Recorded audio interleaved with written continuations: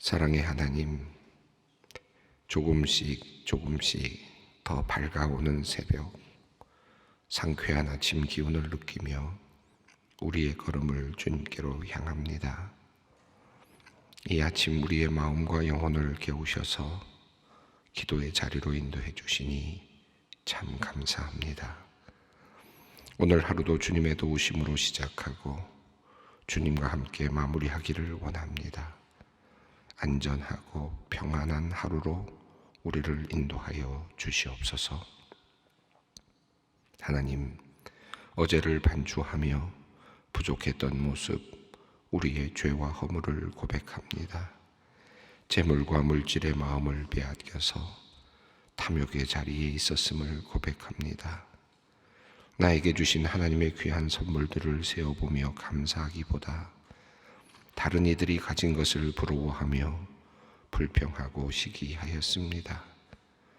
성령님의 다스리심을 받지 못하고 정욕과 욕망에 이끌렸고 온유와 겸손으로 주님을 따르기보다 교만함과 거두름으로 부끄러운 삶을 살았습니다. 참지 못하였고 기다리지 못하였고 조급하여 화를 내고 분을 참지 못하였습니다. 하나님, 오늘 이 아침 우리를 정결케 하여 주시고 우리를 새롭게 하여 주시옵소서. 십자가에 죽으시고 부활하신 그리스도 예수 안에서 우리가 새로운 피조물이 되었음을 믿음으로 고백하오니 이제 우리를 화목을 이루는 새 사람으로 세워 주시옵소서. 부활의 기쁨의 50일을 보내는 이 복된 절기에 우리가 성령님의 오심을 간절히 바라고 기다리오니 우리의 마음이 변화되고 지식이 새로워지며 우리의 의지가 분명해지는 놀라운 역사가 있게 하여 주시옵소서. 이제 내 이름으로 구하라 말씀하신 주님의 그 말씀 붙잡고 전능하신 아버지 하나님께 기도합니다. 일찍이 솔로몬이 주님께 구하였던 것처럼 우리에게 지혜를 허락하여 주시옵소서. 우리에게 맡겨주신 일들을 잘 수행하기 위해 우리에게 특별한 지혜가 필요합니다.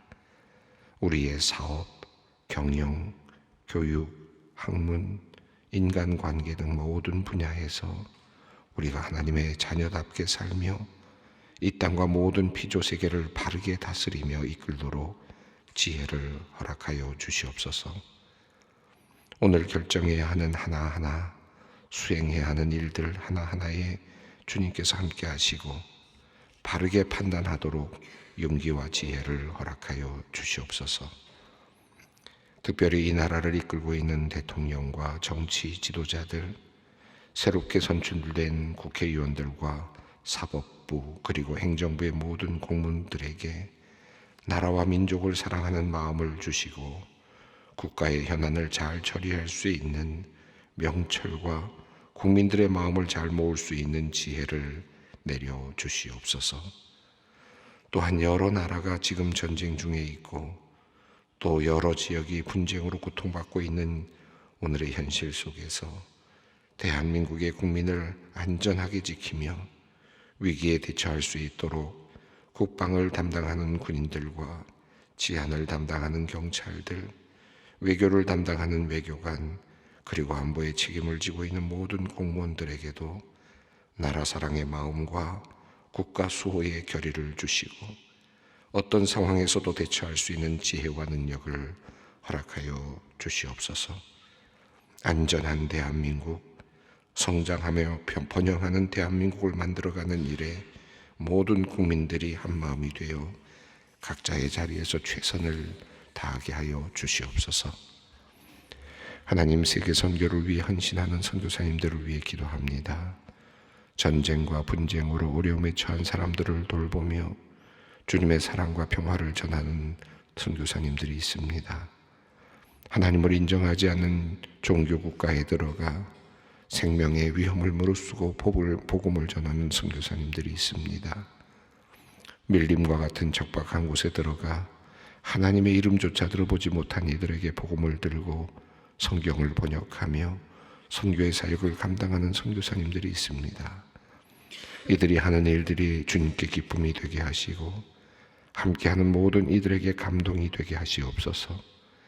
대대로 주님의 축복이 이어지는 선교사님들의 가정이 되게 하시고 이 땅에서 누리지 못하는 것들을 하나님께서 하늘나라에서 갑절로 갚아 주시옵소서. 그들의 신원을 지켜주시고 선한 선교의 열매들이 맺히게 하시며 디모데와 같은 귀한 믿음의 인재들이 양육되고 교회의 일꾼들로 세워지게 하여 주시옵소서.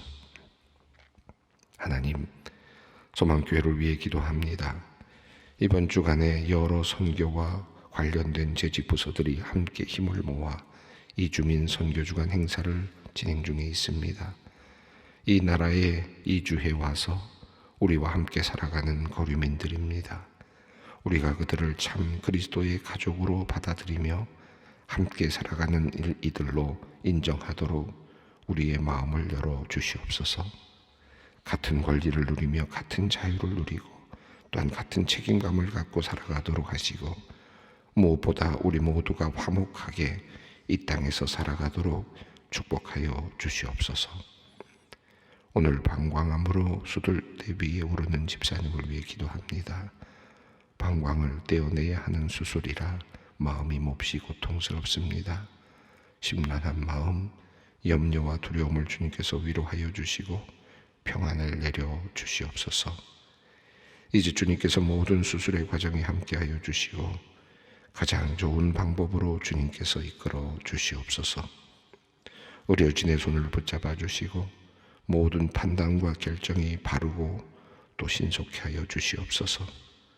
수술 이후 회복과 재활 치료의 모든 과정에서 주님께서 늘 함께하여 주시옵소서. 건강하고 밝은 모습으로 주님께 예배하며 가족들과 행복한 시간을 보내도록 주님 역사하여 주시옵소서. 며칠 전 남편 집사님의 암 진단 소견을 받고 간절히 주님께 기도하는 아내 권세님을 위해 기도합니다. 다른 곳에 전이되지 아니하고 수술을 통해 깨끗이 암세포를 제거할 수 있기를 바라며 주님께 기도합니다.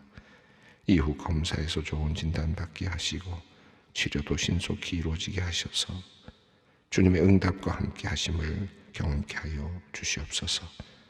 두려움이 변하여 찬송이 되고 감사가 되는 주님의 역사하심을 보게 하여 주시옵소서. 이제 말씀 앞으로 나아갑니다. 베드로 사도의 말씀을 통하여 나그네와 같은 삶에서 당하는 고난과 그 속에 숨겨진 하나님의 섭리의 신비를 깨닫는 복된 시간 되게 하여 주시옵소서. 예수님의 이름으로 기도드리옵나이다. 아멘.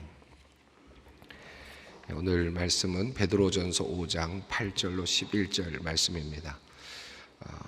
베드로전서 5장 8절로 11절까지 말씀 함께 봉독하겠습니다. 근신하라 깨어라 너희 대적 마귀가 우는 사자같이 두루 다니며 삼킬 자를 찾나니 너희는 믿음을 굳건하게 하여 그를 대적하라. 이는 세상에 있는 너희 형제들도 동일한 고난을 당하는 줄을 알미라. 모든 은혜의 하나님 곧 그리스도 안에서 너희를 부르사 자기의 영원한 영광에 들어가게 하신 이가 잠깐 고난을 당한 너희를 친히 온전하게 하시며 굳건하게 하시며 강하게 하시며 터를 견고하게 하시리라. 권능이 세세에 무궁하도록 그에게 있을지어다. 아멘. 베드로전서의 이제 마지막 부분을 향하여 가고 있습니다. 이제 오늘 본문 이후에 이제 한 본문이 남아 있습니다. 마지막 이제 부분인데요. 이미 우리가 알고 있는 것처럼 베드로 사도는 이제 고난을 당할 그리스도인들을 바라보면서 그 고난을 우리가 어떻게 이겨갈 것인가에 대한 그 말씀의 서신을 지금 적어 우리에게 보내주고 있습니다. 곧 이제 고난이 있습니다. 예수 그리스도를 믿는다는 그 이유 때문에 그들이 받아야 되는 고난, 복음을 증거하기 때문에 받아야 되는 고난들, 이 고난들을 우리가 어떻게 이겨나갈 것인가, 또 우리에게 주어지는 그리스도인으로서 우리가 이 세상에 살면서 받아야 되는 많은 고난들을 우리가 어떤 자세로 또 받아들고 또 해석하고 이겨나가야 될 것인가에 대한 말씀을 주고 있습니다. 이제 마지막 부분인데 하나님 아래서 겸손하라라고 하는 본문 말씀이 바로 앞에 있었죠. 하나님 앞에서 겸손하다는 말은 하나님의 권위를 인정하고 그 안으로 내려가는 것이고 모든 염려를 하나님께 맡기고 또 하나님께 드리는 것이다. 하나님의 그 전능하심과 완전하심과 섭리하심에 자신을 내어 맡기는 것이다 라고 할 수 있겠습니다. 여러 가지 고난이 오지만 그걸 내 스스로가 해결하거나 내 스스로가 해석할 수조차 없습니다.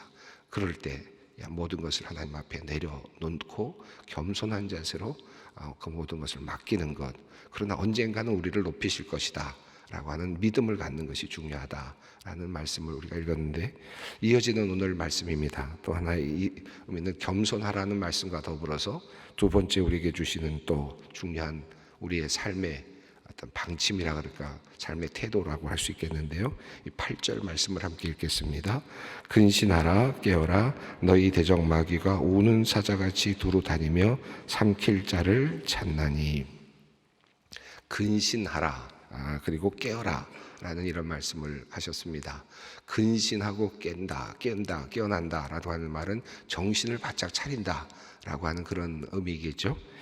오늘 이 본문이 아마 읽으시면서 근신하라는 말이 조금 전에 앞에도 나왔던 것 같은데 아마 그런 생각이 드실 텐데, 베드로전서에는 앞서 두 번에 걸쳐서 같은 뜻이 반복적으로 나왔습니다. 1장 13절에 한번 나왔고요, 4장 7절에도 한번 나왔습니다. 1장 13절에는 마음의 허리를 동이고 근신하여 예수 그리스도께서 나타나실 때 너희에게 가져다 주실 은혜를 온전히 바랄지어다, 이런 말씀이 있거든요. 그래서 이 고난이 올 때 근신하고 정신 바짝 차려라. 그리고 그때 뭘 생각해야 되느냐? 너희가 장차 받을 은혜를 생각하라 라는 말씀이 1장 13절에 있었습니다. 그리고 또 4장 7절에서 만물의 마지막이 가까웠으니 너희는 정신을 차리고 근신하여 기도하라 라는 말씀이 있었죠. 이 두 번에 걸쳐서 정신을 바짝 차려라, 근신해라 라고 하는 이 말씀이 있었는데, 정신을 바짝 차리고 1장에서는 장차 올 하나님의 은혜를 생각해라. 정신을 바짝 차리고 우리가 받을 은혜가 얼마나 큰지를 생각을 해야 된다. 고난 속에서 우리는 그걸 항상 생각해야 된다. 이게 정신을 바짝 차리는 거다라는 것이었고, 또 하나는 정신을 바짝 차리면서 기도해야 된다라고 하는 기도에 대한 권면이 있었습니다. 자, 오늘 본문에는 근신하라 깨어라, 이제 같은 정신을 바짝 차리고 깨어 있어야 된다라고 하는 말씀을 하는데, 그 이유가 있는데 그것은 바로 너희 대적 마귀가 우는 사자같이 두루 다니며 삼킬 자를 찾나니, 이렇게 되어 있습니다. 사자가 이 우는 사자같이라고 되어 있는데, 이 우는 사자 같은 굶주린 사자라는 뜻이 있겠죠. 굶주린 사자가 잡아먹을 그런 대상을 찾아서 그렇게 다니는 것처럼, 두루 다니면서 삼킬 자를 찾는 것처럼 마귀가 그렇게 삼킬 자를 찾는다라고 하는 그런 내용인데, 그리고 근신하라 깨어라 이렇게 말씀하고 있습니다.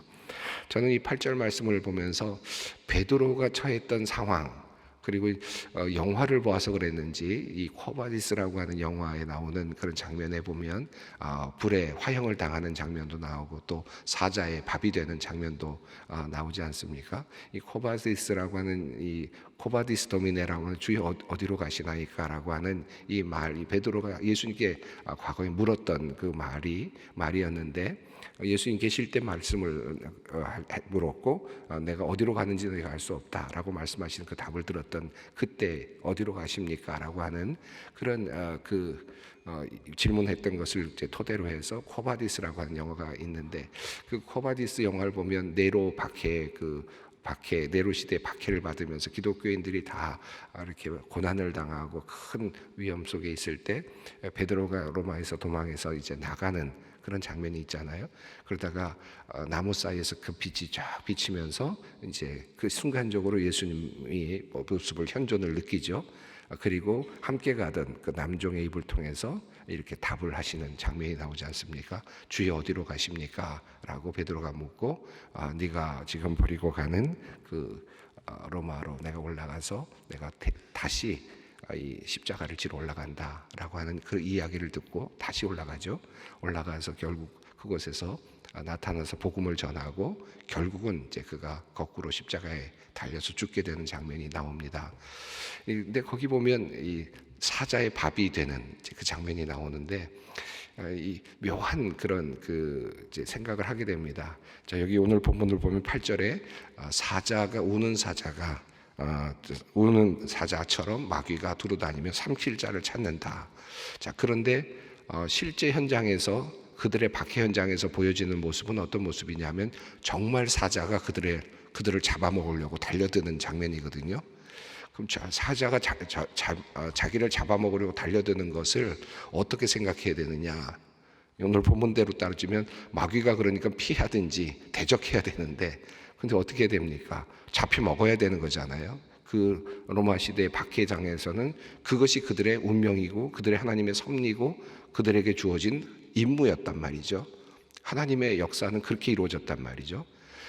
사자가 자기를 잡아먹으려고 달려들 때 이 말씀처럼 본다면 이 사자가 달려드니까 도망가야 되겠구나 라고 생각하고 도망가는 게 맞지 않았을까. 어쩌면 그런 의미에서 베드로가 내려가고 있었을지 모르겠지만 결국 예수님께서는 다시 올라가시는 모습을 보여주심으로써 그곳에 올라가서 사자밥이 되는, 그 사자밥이 되게 만드시는, 그리고 거꾸로 매달려서 죽게 만드시는 그 길로 하나님께서 인도해 가셨다라고 하는 것을 보면서 저는 이 8절에 정말 속기 쉬웠겠다.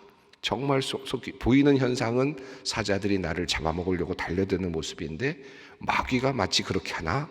라고 생각이 들어서 피해야 될 것 같지만 실제적으로는 사자의 밥이 되는 것이 하나님의 뜻을 이루는 것이었다라고 한다면 얼마나 정신을 바짝 차려야 됐었는가, 얼마나 주의해야 되는가, 이 사탄이 얼마나 우리를 아주 교묘하게 우리를 속이고 있는지를 생각해야 될 것 같습니다.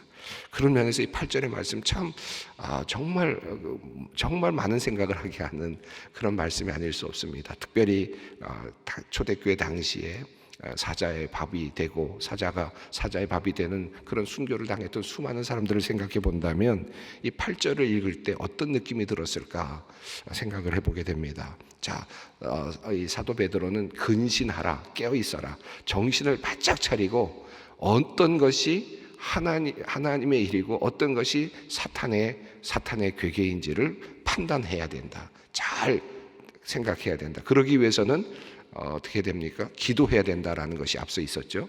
4장 7절에 나왔던 기도해야 된다는 말씀이 있었는데 여기서는 이제 근신하라, 깨어 있어라 라고 그렇게 말씀하시면서 그 상황을 이렇게 묘사하고 있습니다. 자, 그래서 이와 같을 때에 마귀가, 사탄이 우는 사자와 같이 삼킬 자를 찾으러 다니고 있을 때에 어떻게 우리가 해야 되는가? 9절 말씀입니다. 함께 읽습니다. 너희는 믿음을 굳건하게 하여 그를 대적하라. 이는 세상에 있는 너희 형제들도 동일한 고난을 당하는 줄을 알미라. 이런 그 사자가 우는 사자와 같이 마귀가 우리를 삼키려고 달려들 때 우리가 해야 될, 그리고 우리가 대적해야 될 무기는 어떤 것인가? 창도 아니고 방패도 아니고 어떤 것도 아니다. 여기서 우리가 지켜야 될 것이 있는데 그것은 가져야 될 무기가 있다면 그것은 바로 믿음이다 라고 하는 것입니다. 믿음으로 굳건하게 하여서 대적하여야 된다. 우리가 싸울 무기는 믿음밖에 없습니다. 어떠한 상황에서, 고난의 상황에서, 그리고 힘든 상황에서 우리가 가지고 있는 무기는, 대적할 수 있는 무기는 딱 한 가지, 믿음이라고 하는 무기입니다. 이 환난의 날에 우리가 가지고 있어야 될 한 가지는 믿음입니다. 이미 1장 13절에서 바로 너희가 근신하라라고 했을 때 사도 베드로가 말했던 것처럼 장차 예수 그리스도께서 나타나실 때에 너희에게 가져다 주실 그 영광의 그 크기를 생각하면서 온전히 그것을 바라는 것, 이 믿음이죠. 그러니까 지금 내가 고통을 당하고 힘들고 지금 고난 속에 있지만 그러나 마지막 날에 하나님께서 나에게 주실 그 놀라운 영광스러운 것을 바라보는 믿음, 이 믿음을 의미할 수 있겠습니다. 그때 우리는 이 고난을 감히 감당할 수 있겠습니다. 그런 면에서 하나님께서 내가 이것을 통과했을 때 어떤 영광을 주실 것인가, 대한 생각을 하면서 고난을 잘 이겨내야 되는, 이것이 우리에게 믿음이다라고 할 수 있겠죠. 또는 이 믿음은 복음을 통해서 그려지고 있는 담긴 하나님의 그 구원의 그 큰 그림을 보는 그런 믿음이라고 할 수 있겠습니다. 내가 비록 여기서 죽어가지만, 그러나 나는 여기서 죽지만, 그러나 하나님의 놀라운 섭리는 이어지고 있고, 하나님의 놀라운 역사는 도리어 성장하고 도리어 성공한다라고 하는 그런 믿음이라고 할 수 있겠습니다. 이게 필요하다는 것이죠. 군사들이 있습니다. 군인들이 전쟁을 할 때 어떤 경우에는 어떤 것을 사수해야 되는 그런 일들이 있지 않습니까? 우리나라의 전투도 있었지만 6.25 전투 때도 어떤 고지를 사수해야 된다라고 할 때 어떤 명령이 주어지면 그 군인들은 그곳에서 죽어야 된다는 거거든요. 죽을 때까지 끝까지 사수를 해야 되는데, 그 이유는 몇 시간을 더 버티기 위해서잖아요. 몇 시간 더 버텨서 주민들이 안전하게 대피를 할 수 있는 시간을 번다든지, 군인들이 다시 재정비할 수 있는 시간을 번다든지, 큰 전략 속에서 움직이지 않습니까? 그런데 그 전략 때문에 그곳에 있는 군인들은 죽어야 된다, 죽을 수밖에 없는 거거든요. 그런데 만약에 우리가 어떤 군인이 그것을 난 이해 못하겠다, 나는 그거 모른다, 나는 그럼 도망갈 수밖에 없겠죠. 그런데 그 군인이 뭔가 큰 지금 그림이 그려지고 있고 전략이 있다, 이 나라는, 이 전투는 우리가 승리한다, 비록 내가 여기서 죽을지 모르지만 그러나 이 전투는 승리할 거고 대한민국은 영원할 거다, 번영할 거다라고 하는 믿음을 갖고 있다면 그 자리에서 감히 죽겠죠. 이게 믿음 아니겠습니까? 큰 그림을 볼 수 있는 그림, 그 믿음. 큰 그림을 보면서 내가 하나님의 구원의 섭리 가운데 내가 이곳에서 무언가가 일어나고 있다라고 하는 믿음. 하나님은 결코 나를 그냥 헛되이 나의 생명을 끝내게 하지 않으신다. 그럼에도 불구하고 내가 이 일을 해야 된다면, 이 길을 가야 된다면 하나님의 크신 그림 가운데 있을 것이다. 그리고 내가 이 일을 하게 되면 전능하신 하나님께서 나를 들어 올리실 것이다. 언젠가는 우리를 영광스럽게 하실 것이다 라고 하는 믿음입니다. 이것이 바로 믿음의 눈이라고 생각이 듭니다. 또 한 가지, 이 본문 속에서 흥미로운 이야기가 나오는데 9절 뒷부분이죠. 이런 믿음이 필요할 뿐만 아니라 또 한 가지는 너희 형제들도 동일한 고난을 당하는 줄을 알미라. 다시 말하면 나만 지금 이러고 있는 것이 아니다. 지금 내 옆에 있는 동료들도 똑같이 고난을 당하고 있고 지금 내 이 일을 함께 감당하고 있다라고 하는 사실. 나 혼자만 버려진 것이 아니라 지금 함께하고 있는 신앙의 동지들이 있다. 이 일을 알고 믿음을 가지고 함께 나아가는 우리의 동료들이 있다, 믿음의 식구들이 있다는 사실을 가지고 그 믿음을 가지고 마음을 굳게 하라, 정신을 바짝 차려라 라고 하는 사실입니다. 이 말씀이 굉장히 중요하죠. 조금 전에 말씀드렸던 것처럼 어떤 고지를 사수한다라고 했을 때 우리 동료들이 함께 지금 그 고지를 사수하고 있고, 그리고 그 고지를 사수하고 있는 사람들도 한 사람도 뒷걸음치지 않고 지금 탄알이 다 끝날 때까지 그것을 지킨다라고 한다면 저 친구도 죽을 사람이고 나도 죽을 사람인데 이 모든 일을 함께 하고 있다라고 하는 동지애라 그럴까요? 이것이 있는 것 아니겠습니까? 믿음의 식구들도 마찬가지다. 우리가 비록 지금 이 시간에 내가 죽어가지만 그러나 우리 함께하는 동료들이 있다라고 하는 믿음이 필요하다. 네로의 박해 시기, 그리고 또 로마의 황제들로부터 큰 박해의 시기들이 여러 번 있었는데 그때마다 그렇게 희생되었던 수많은 그리스도인들이 있었고, 결과적으로는 로마를 국교로 만들고 로마를 정복하는, 신앙으로 정복하고 그리고 또 믿음이 세상으로 전파되는 놀라운 역사가 일어났습니다. 이것이 바로 큰 그림을 보는 것이다, 하나님의 섭리를 보는 것이다 라고 할 수 있겠습니다. 자, 고난을 당할 때 우리가 어떻게 해야 되는가? 자, 10절 말씀을 또 읽습니다. 모든 은혜의 하나님 곧 그리스도 안에서 너희를 부르사 자기의 영원한 영광에 들어가게 하시니가 잠깐 고난을 당한 너희를 친히 온전하게 하시며 굳건하게 하시며 강하게 하시며 터를 견고하게 하시리라.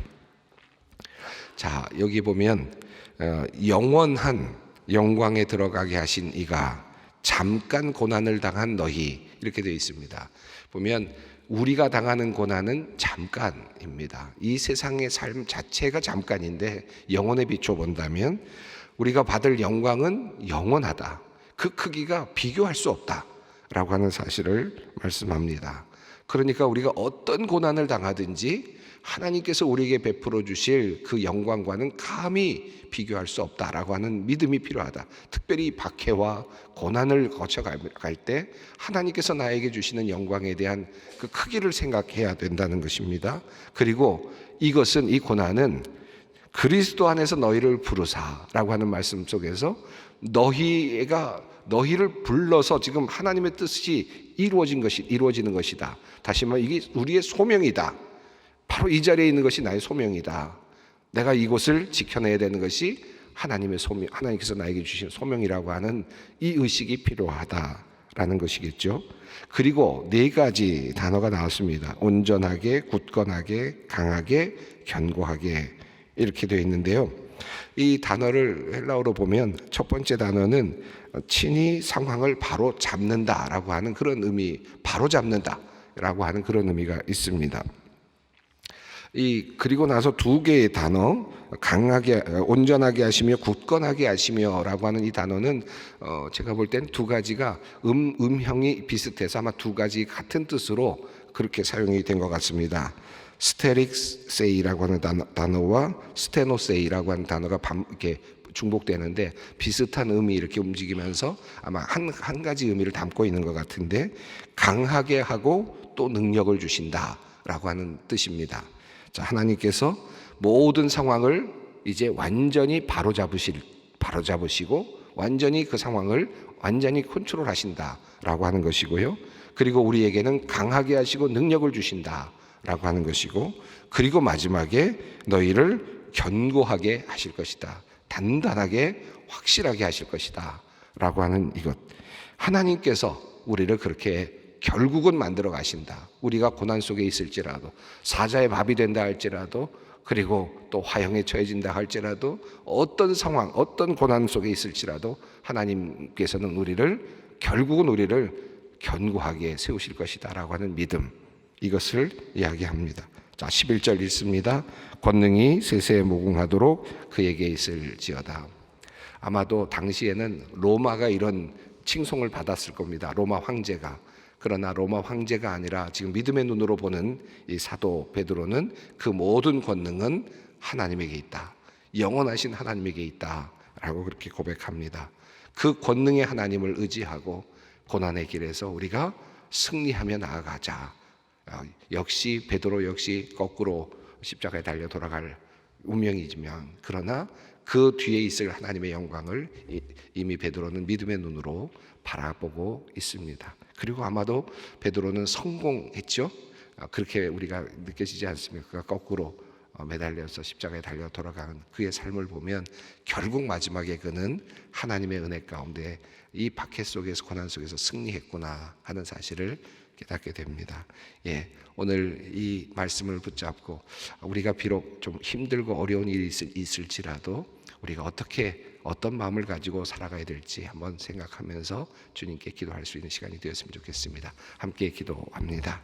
하늘에 계신 우리 아버지, 아버지의 이름을 거룩하게 하시며 아버지의 나라가 오게 하시며 아버지의 뜻이 하늘에서와 같이 땅에서도 이루어지게 하소서. 오늘 우리에게 일용할 양식을 주시고 우리가 우리에게 잘못한 사람을 용서하여 준 것 같이 우리 죄를 용서하여 주시고 우리를 시험에 빠지지 않게 하시고 악에서 구하소서. 나라와 권능과 영광이 영원히 아버지의 것입니다. 아멘.